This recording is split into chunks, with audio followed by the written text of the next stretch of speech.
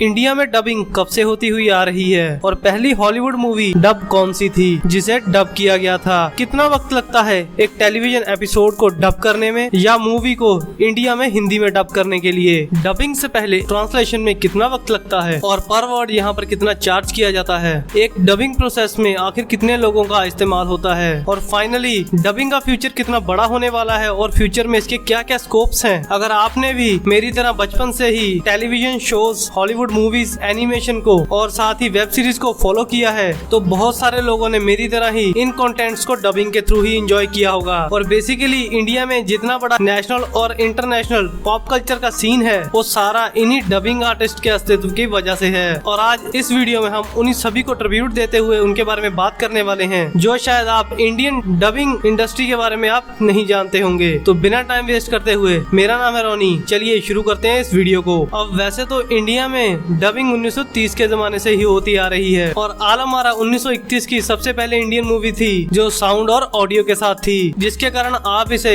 India की official dub movie भी बोल सकते हैं। और इसके बाद से ही इंडिया में पहले भी रीजनल लैंग्वेज की मूवीज के लिए हिंदी में डबिंग हुआ करती थी, लेकिन फॉरेन की मूवीज की डबिंग स्टार्ट हुई 1990 के जमाने से। जहाँ पर हो सकता है कि आप में से बहुत सारे लोग ये मानते होंगे कि जुरासिक पार्क इंडिया की सबसे पहली मूवी थी जिसे डब किया गया था। एंड ऑफ कोर्स एक मेजर स्केल ये भी है कि ये पहली मूवी जरूर थी जिसे इंडिया में थिएटर्स के लिए डब किया गया था, लेकिन अगर सोर्सेज की माने तो अलादीन सबसे पहली इंग्लिश मूवी थी जिसे हिंदी में डब किया गया था और ये एक्चुअली 1992 में रिलीज हुई थी। और इंडिया में ऑफिशियली हॉलीवुड मूवीज के डब से पहले भी डबिंग हो रही, इस बात का सबूत ये है कि 1983 में पीए कृष्णन ने साउथ इंडियन डबिंग आर्टिस्ट के लिए एक यूनियन बनाया था जिसे south Indian cine television artist and dubbing artist union कहा जाता है, जिसका हिस्सा 2000 dubbing artist and 30 coordinator voice artist भी हैं जिन्हें डबिंग एजेंट्स भी कहा जाता है। और ये बेसिकली फेप्सी का भी हिस्सा है, यानी कि film employees federation of south India. चलिए ये तो आप जान गए कि साउथ इंडियन लैंग्वेज इंडिया में काफी पहले से डब हो रहे हैं, लेकिन क्या आपको पता है कि पंजाबी और भोजपुरी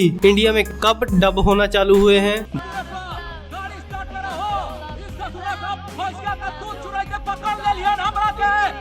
भोजपुरी की भी शुरुआत साल 2007 में हुई जब स्पाइडरमैन 3 को हिंदी, तमिल, तेलुगु के साथ साथ भोजपुरी में भी डब किया गया और यहाँ पर रवि किशन ने टोबी मैगवायर के स्पाइडरमैन को अपनी वॉइस दी थी। और वहीं पर पंजाबी की शुरुआत साल 2013 में हुई जब डाई हार्ड फ्रेंचाइजी की Good Day to Die Hard movie 2013 में रिलीज हुई और ये पहली हॉलीवुड मूवी बनी जिसे पंजाबी में डब किया गया। लेकिन इंडिया के टेलीविजन पर इसकी शुरुआत हुई कैसे? इसकी शुरुआत इंडिया में केबल टीवी आने के बाद हुई, जिसने स्पेसिफिकली इंडिया के डिस्कवरी के डॉक्यूमेंट्री शोज को इंडिया के रीजनल और नॉन डेमोक्रेटिक ग्राफिक को समझाने के लिए यहाँ पर इंडिया के शोज को हिंदी में डब करना चालू किया गया। और यही रीजन थे बहुत सारे cartoons, TV shows, web shows और डॉक्यूमेंट्री शोज को डब करने का एक बहुत ही बेहतरीन गेटवे बनी। शायद ये बात थोड़ी ऑड जरूर लग सकती है कि आप में से बहुत सारे लोग ये बात ना जानते हो कि इंग्लिश तो हिंदी तो बहुत सारी ऑडियोज डब होती हैं, लेकिन क्या आप जानते हैं कि इंटरनेशनल मार्केट के लिए इसका उल्टा भी होता है। और जैसे नेटफ्लिक्स और Amazon प्राइम जैसे OTT प्लेटफॉर्म्स हमारे कंटेंट को दूसरी कंट्रीज में पॉपुलर कर सकते हैं, RR जैसी पॉपुलर मूवी को भी इंटरनेशनल ऑडियंस के लिए इंडियन डबिंग आर्टिस्ट ने ही डब किया था। फॉर एग्जाम्पल जैसा कि RR मूवीज में रामचरण ने अपने ही रोल के लिए अलग अलग इंडियन लैंग्वेजेस में खुद ही डब किया था, वहीं इंटरनेशनल ऑडियंस के लिए संकेत मात्रे को चूज किया गया। और इन्हीं के साथ साथ कई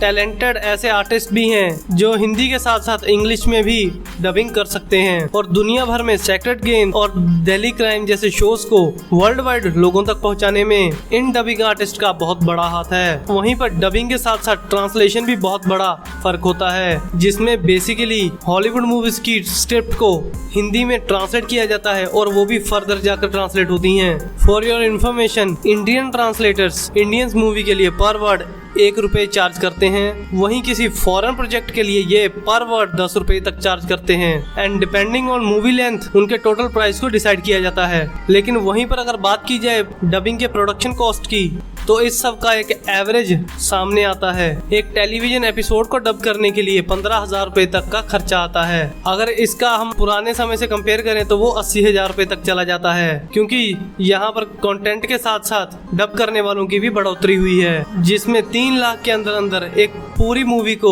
टेलीविजन के लिए डब किया जा सकता है। वहीं पर थिएटर में रिलीज करने वाली मूवीज का 15 लाख रुपए तक का खर्चा आता है। अब इन्हीं सभी फैक्टर्स के चलते इंडिया डबिंग आर्टिस्ट की फीस भी डिसाइड की जा सकती है, जहां पर ऑन दी एवरेज एक डबिंग आर्टिस्ट इंडिया में 80 से 90,000 रुपए तक पर मंथ कमा सकता है। अब ये नंबर कम या ज्यादा भी हो सकते हैं डिपेंडिंग ऑन एक्सपीरियंस एंड एक डबिंग आर्टिस्ट के पास कितने मंथली प्रोजेक्ट हो सकते हैं। लेकिन इन सब में टाइम कितना लगता है?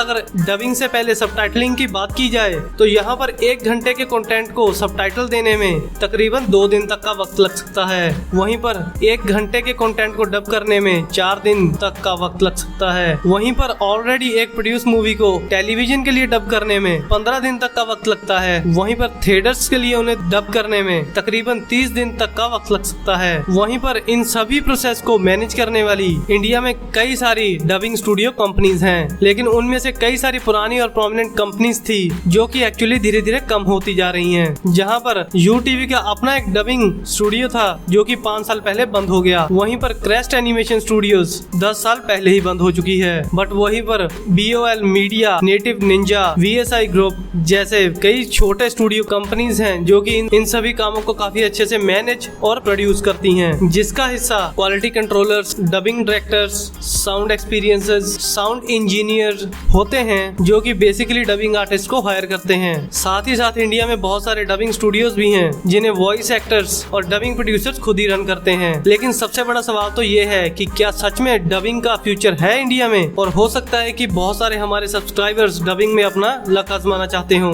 तो ऑफ कोर्स इसमें कोई भी सोचने वाली बात नहीं है कि इंडिया में डबिंग का स्कोप नहीं है। और बेसिकली अब डबिंग पहले से कई ज्यादा बड़ा और डाइवर्स हो चुका है, जहाँ पर पैन इंडिया मूवीज के ट्रेंड के बाद इंडिया के अंदर ही रीजनल और सब रीजनल लैंग्वेजेस का डबिंग का मार्केट इतना ज्यादा बढ़ गया है कि यही इस सेक्टर की ग्रोथ का सबसे बड़ा सिग्नल है। जहां पर अप्रोक्सीमेटली 1000-2000 से भी ज्यादा मूवीज इंडिया में बनती हैं, जिसमें से 150 के 200 के आसपास ही बॉलीवुड की मूवीज होती हैं। And definitely south Indian movies का रुझान पूरे इंडिया में बढ़ रहा है, जिसके कारण ये सेक्टर और भी ज्यादा बढ़ेगा। आल्सो अलग अलग तरह के OTT प्लेटफॉर्म भी इसका अच्छे से यूज कर रहे हैं, जहां पर सिर्फ इंडिया के अंदर ही 2022 में OTT का सब्सक्राइबर बेस तकरीबन 300 मिलियन यूजर्स बेस तक पहुंच चुका है। लेकिन फिर भी ये डबिंग सेक्टर का सिर्फ और सिर्फ 10% ही है। अकॉर्डिंग टू द रिपोर्ट अभी भी 60% तक डबिंग सिर्फ टेलीविजन के लिए की जाती है और 30% तकरीबन मूवीज के लिए की जाती है। और अगर यहाँ पर बात मूवीज और टेलीविजन को छोड़ भी दें तो इंटरनेशनल क्रिएटर जैसे कि मिस्टर बीस्ट भी अपनी वीडियोस को इंडिया में डब करवा रहे हैं। तो इससे जाहिर होता है ना कि डबिंग इंडस्ट्री अब इंडिया में और भी ज्यादा बढ़ने वाली है। सो गाइज मैं उम्मीद करता हूँ कि आपको मेरी ये वीडियो अच्छी लगी हो, और अगर आपको ऐसा ही कंटेंट देखना अच्छा लगता है तो नीचे कमेंट में हमें नेक्स्ट वीडियो करके जरूर कमेंट करें। और जाते जाते इस वीडियो को लाइक कर दें और चैनल को सब्सक्राइब भी कर दें। तो मिलते हैं नई वीडियो में नए टॉपिक के साथ, तब तक के लिए जय हिंद, वंदे मातरम।